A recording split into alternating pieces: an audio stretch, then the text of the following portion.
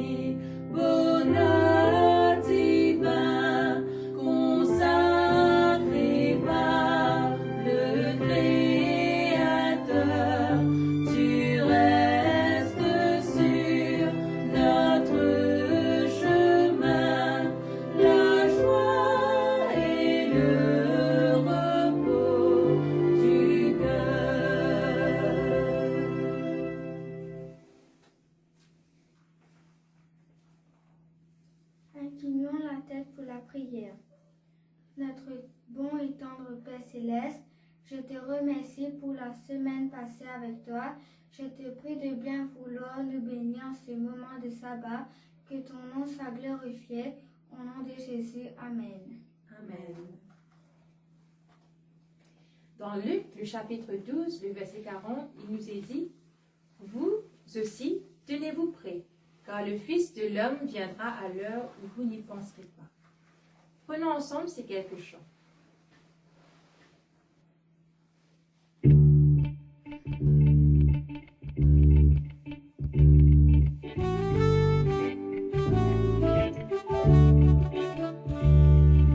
Soon and very soon we are going to see the King. Soon and very soon we are going to see the King. Soon and very soon we are going to see the King.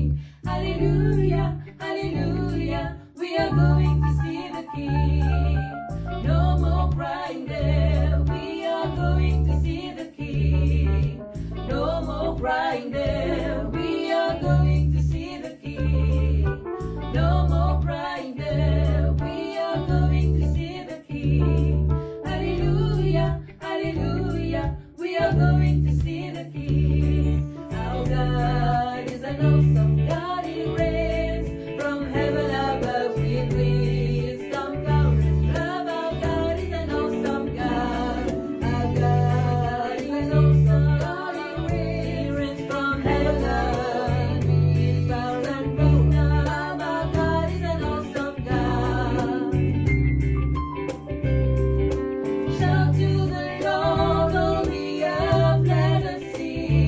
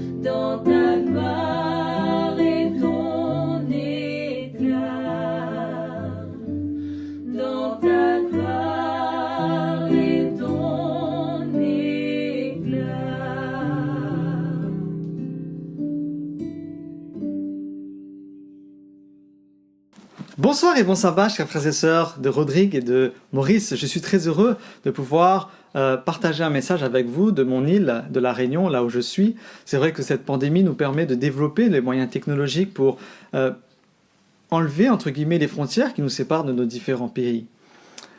Ce soir, j'aimerais partager avec vous, en ce début de sabbat, un message d'encouragement. Un message qui va se baser sur un personnage biblique pas extrêmement connu pour la plupart d'entre nous.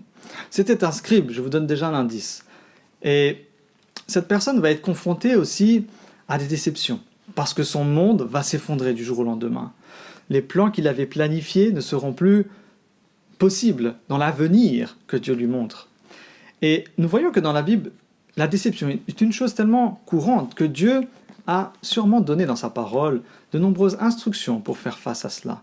Et notre étude, notre réflexion de ce soir va nous donner un aperçu de comment est-ce que nous pouvons donc gérer ce qui nous attend face à cette pandémie, face au retour à la vie normale, face aux défis auxquels nous allons faire face. Et je ne serais pas surpris si certains d'entre vous connaissent ce personnage, car il est mentionné dans quelques chapitres quand même du livre de Jérémie. Ce que nous savons de lui, c'est qu'il était de naissance noble.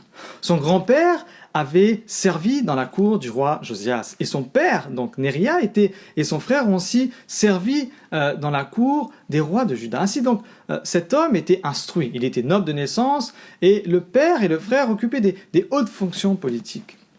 Donc cet homme avait des objectifs, des aspirations assez élevées. Mais les prophéties qu'il avait copiées 2 fois ne décrivaient pas vraiment un avenir radieux. Juda allait s'exiler, Jérusalem serait détruite, et la plupart des gens ne survivraient pas. L'avenir de Baruch était sombre. Et Jérémie, comme lui, était considéré comme des traîtres et risquait d'être exécutés s'ils étaient trouvés par le roi. Quand vous lisez dans la Tob, la traduction œcuménique de la Bible, dans l'introduction, nous avons quelques informations. Nous disons qu'il était secrétaire d'État, une sorte de chancelier. Donc, il jouissait vraiment d'un prestige. Il était considéré comme le chef de file du parti pro-babylonien. Et cet éclairage historique nous interpelle ici parce qu'on peut se poser cette question. Pourquoi est-ce qu'il a accepté d'être le scribe du prophète de malheur alors qu'il avait un avenir tellement glorieux devant lui? Parce qu'il partageait 2 choses avec Jérémie. La crainte de Dieu, mais aussi cette assurance qu'il allait devoir accepter la domination babylonienne. Donc Baruch était le scribe de Jérémie. Et j'aimerais ce soir nous amener dans une réflexion au travers de ce qu'il a vécu. Dans le chapitre 36, Baruch est invité à enregistrer les prophéties de Jérémie sur un parchemin. Jérémie prophétise sur donc, la captivité à venir de Juda à cause de leurs péchés, notamment l'idolâtrie. Et apparemment, ces prophéties n'avaient pas été engagées par écrit jusqu'à ce que Dieu ait donné cette instruction au début du chapitre 36. Et il y avait peut-être encore de l'espoir, il semblerait en tout cas y avoir encore de l'espoir, un repentir national. Quand on entend ces mots, si on peut prendre dans Jérémie 36, le verset 3, où il dit « Quand la maison de Juda entendra tout le mal que je pense lui faire, peut-être reviendront-ils, chacun de leur mauvaise voie. Alors, je leur pardonnerai leur iniquité et leurs péchés. » Un jour spécial, Baruch devait lire son parchemin à toutes les personnes parce que Jérémie était limité. Il était assigné à résidence, on pouvait dire, en raison justement de son impopularité par rapport à ses prophéties qu'il avait déjà dites, à ses messages précédents. Le rideau va être donc lu 3 fois, d'abord dans la cour du temple, ensuite devant les princes qui vont répondre avec crainte, avec effroi, nous dit Jérémie, et ont promis de porter, bien sûr, ces mots à l'attention du roi. Ils ont également conseillé à Baruch de se cacher avec Jérémie, anticipant la réponse du roi. La 3e lecture a eu lieu devant le roi, donc Jéhoiakim. Et je vous invite à lire ensemble dans le chapitre 36, les versets 22 à 26. Voici ce que Jérémie nous dit ici. Le roi était assis dans la maison d'hiver, c'était au 9e mois, et un brasier était allumé devant lui. Lorsque Jéhudi eut lu 3 ou 4 feuilles, le roi coupa le livre avec le canif du secrétaire et le jeta dans le feu du brasier, où il fut entièrement consumé. Le roi et tous ses serviteurs, qui entendirent toutes ces paroles, ne furent point effrayés et ne déchirèrent point leurs vêtements. Elnathan, Délaja et Guémaria avaient fait des instances auprès du roi pour qu'il ne brûlât pas le livre, mais il ne l'écouta pas. Le roi ordonna à Jérachmel, fils du roi, à Séraja, fils d'Azariel, et à Shléma, fils d'Abdil, de saisir Baruch le secrétaire et Jérémie, le prophète, mais l'Éternel les cacha. Lorsque le parchemin était lu devant le roi a pris un couteau et a coupé le parchemin en morceaux et l'a jeté au feu. Les paroles de Jérémie ont été considérées comme des trahisons. Et comme son compagnon, Baruch a été également condamné. La réponse de Jérémie a été de dire à Baruch de tout recommencer avec l'écriture sur tout le parchemin et rajouter quelques petites choses. Après l'événement de la gravure du parchemin, de l'écriture, je dirais plutôt du parchemin, le récit de cette complainte va se trouver au chapitre 45 du livre de Jérémie. Baruch, c'est l'homme de la minorité. Il a accepté cette suprématie de Babylone qui ne faisait pas l'unanimité. La grande majorité croit au contraire à l'indépendance de Juda, envisageant même une alliance avec l'Égypte pour retrouver cette indépendance. Mais Baruch est invraisemblablement,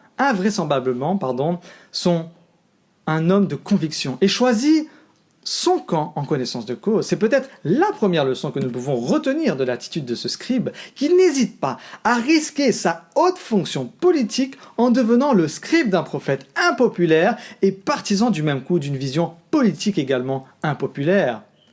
On peut se poser cette question, qu'est-ce qui conduit Baruch à faire un tel choix ? Quelle est la force, moi, aujourd'hui, de mes convictions ? Dans un contexte difficile comme celui d'aujourd'hui, est-ce que je suis prêt à le vivre coûte que coûte au risque de me singulariser ? Qu'est-ce qui me donne la certitude aujourd'hui que je ne ferai pas demain aucun compromis ni vis-à-vis de Dieu ni de moi-même ?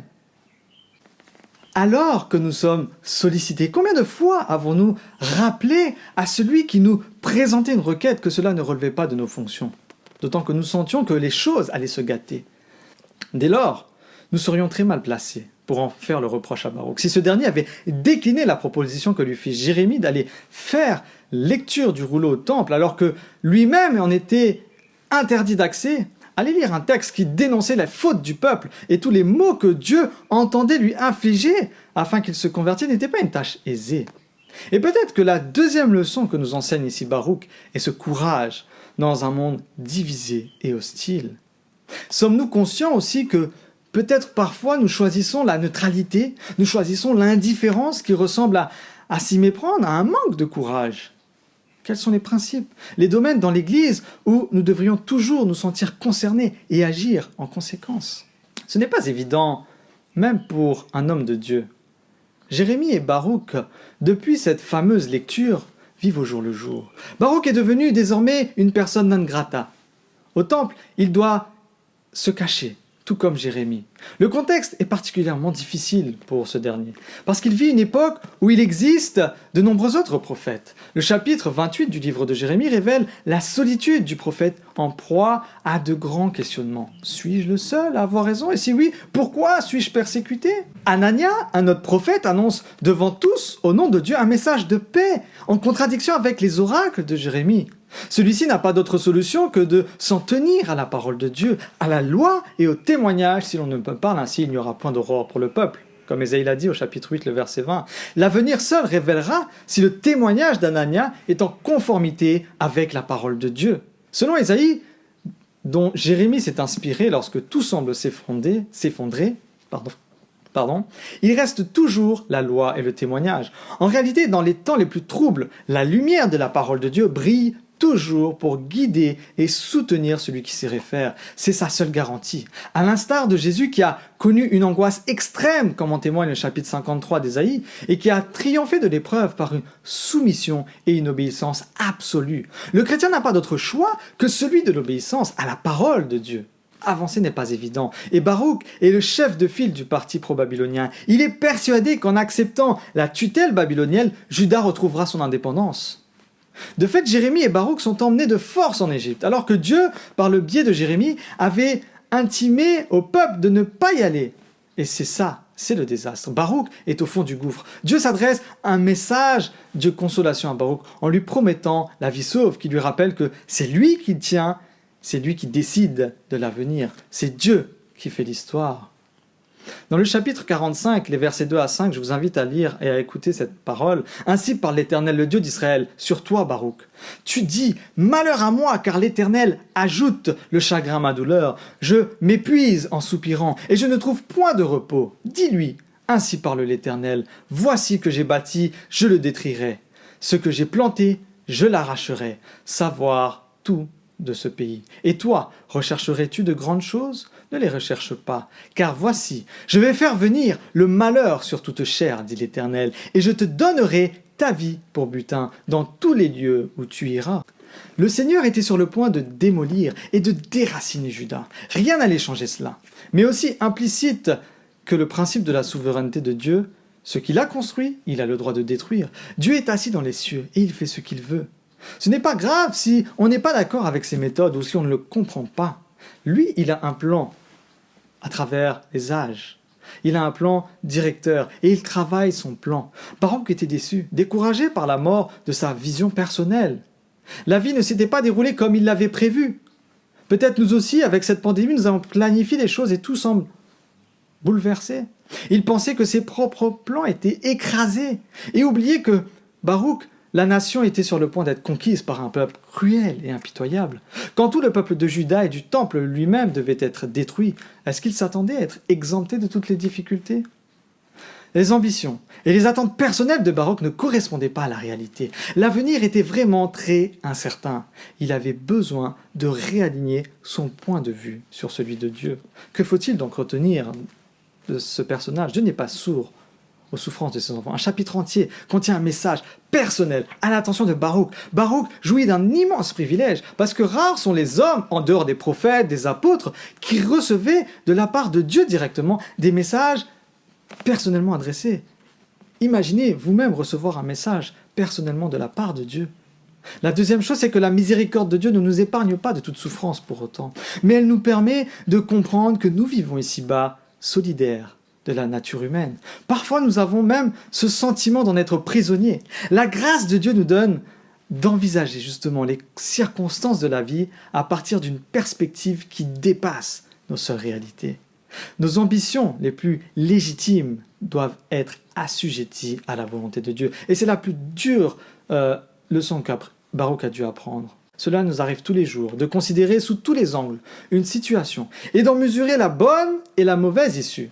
Nous sommes alors désespérés de constater qu'en dépit de nos prières, l'issue ne nous est pas favorable.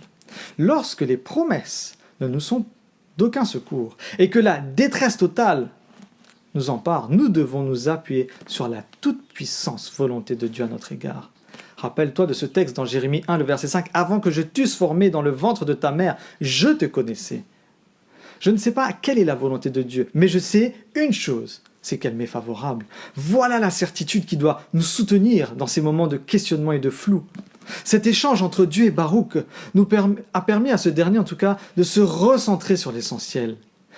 Baruch est en train de geindre parce que tout va mal autour de lui. Le monde qui s'attelait à construire est en train de s'effondrer littéralement. Mais Dieu lui répond, je te donnerai ta vie pour butin partout où tu iras. N'est-ce pas étrange que certaines situations nous fassent perdre de vue l'essentiel? Quoi de plus essentiel que de bénéficier d'une assurance vie de la part de l'auteur de la vie? Pourquoi faut-il risquer sa vie pour en apprécier la valeur? Comment est-ce que le fait de savoir que Dieu sait tout peut nous aider à construire une relation de confiance avec lui qui n'oscille pas en fonction des circonstances? Est-ce que nous sommes vraiment conscients qu'apprendre à faire confiance en Dieu est le fruit d'un apprentissage nourri par l'étude de sa parole, par ses promesses? Sommes-nous certains que notre confiance en Dieu triomphera de tout? En tout cas, c'est mon souhait et ma prière pour nous. Nous devons prendre du recul et voir si nous permettons à Christ de contrôler notre vie ou si nous avons pris le contrôle. Souvent, nous faisons le mauvais choix qui ne fonctionne pas et nous sommes ensuite déçus. Peut-être est-ce qu'il y a un péché qui devrait être confessé? Nous devons nous examiner la déception à la lumière de cette vue, de cette perspective de Dieu pour nos vies, puis reconnaître son droit à Dieu de faire ce qui est le mieux dans ma vie, même s'il faut la bouleverser, même s'il faut la modifier. Nous devons faire confiance au Seigneur qu'il est capable de nous préserver, de nous protéger, même si nous sommes victimes des circonstances indépendantes de notre volonté. Quand Dieu ferme une porte, c'est que nous n'étions pas censés la franchir. Considérez que cette déception pourrait être une question de timing. Ce qui nous attend de l'autre côté de la porte fermée pourrait être mieux et sera mieux pour nous. Nous devons être patients et attendre le meilleur de Dieu.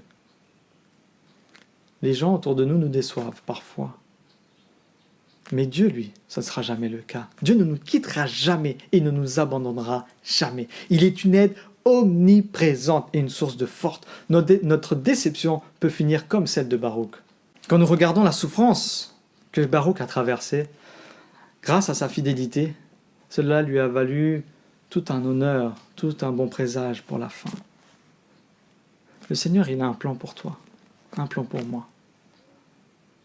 Nous sommes troublés par ce qui se passe aujourd'hui, mais faisons confiance à Dieu, qu'il contrôle l'histoire.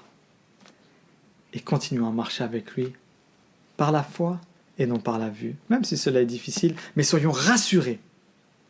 Comme l'a dit le psaume 121, le psaume du voyageur, il nous gardera dès le départ jusqu'à notre arrivée. Et notre arrivée, c'est pas là, c'est pas la mort dans la tombe, notre arrivée, c'est au ciel. Le Seigneur nous gardera jusqu'à ce que nous atteignions et nous franchissions ce pas vers l'éternité, jusqu'à ce que Jésus revienne. Dieu fera tout ce qu'il peut en son pouvoir pour nous permettre d'y arriver. Que le Seigneur vous bénisse et qu'il vous garde. Amen. Père éternel, Dieu trois fois saint, Dieu tout-puissant, j'espère que ce soir je n'ai pas été un obstacle au Saint-Esprit dans ce désir de nous ramener au pied de la croix. Oui Seigneur, nous voulons nous reposer à l'ombre du Tout-Puissant. Nous voulons ressentir, Seigneur, ce réconfort, parce que tu ne t'es jamais éloigné de nous, parce que tu ne t'es jamais désintéressé de notre vie, mais tu es entré dans nos peines, entré dans nos soucis les plus profonds, et tu es venu nous réconforter, guérir ces blessures. Seigneur, je te demande en cet instant que tu puisses nous revêtir de ton esprit, grâce au sang versé sur la croix, afin que nous expérimentions cette délivrance, qu'ici ce soir, et nous qui sommes parfois timides, en tant que chrétiens, en tant que tes enfants, en tant que disciples, ou en tant que hommes, femmes, apprenons à te connaître, que nous soyons des personnes de conviction. Seigneur, je te remercie d'être notre Seigneur, et que quoi que nous fassions, nous savons que nous ne serons jamais face à une vie sans problème, mais nous savons que tu vas nous délivrer de ces problèmes.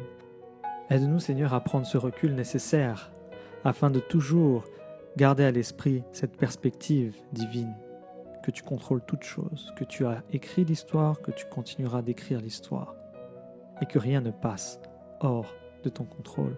Aide-nous, Seigneur, à te faire confiance et à réaliser que tu es plus que capable de continuer de nous préserver et de nous protéger. Merci, Seigneur, de nous bénir en cette soirée de sabbat. Aide-nous, Seigneur, à nous rapprocher de toi.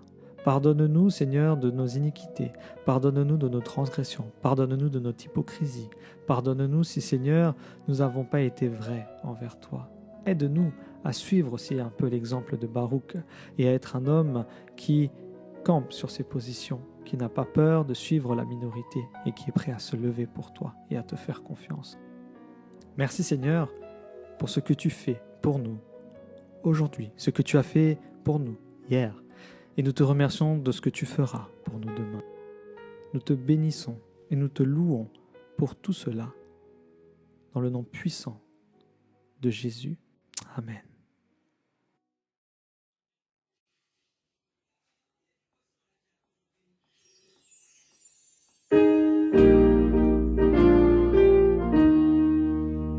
Contemplez mon Dieu sur son trône, vivre avec Jésus dans le ciel, jeter à ses pieds ma couronne, c'est là le bonheur éternel.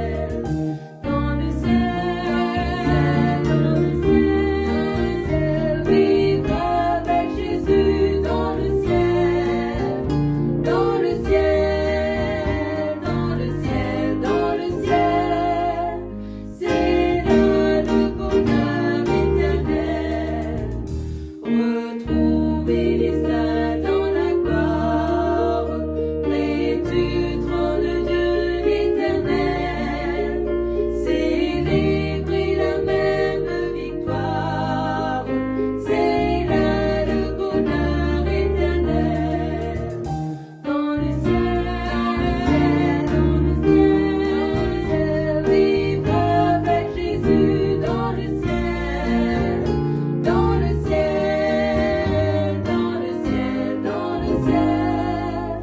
C'est là le bonheur éternel. Je vous remercie de votre écoute. Et je vous souhaite une excellente soirée.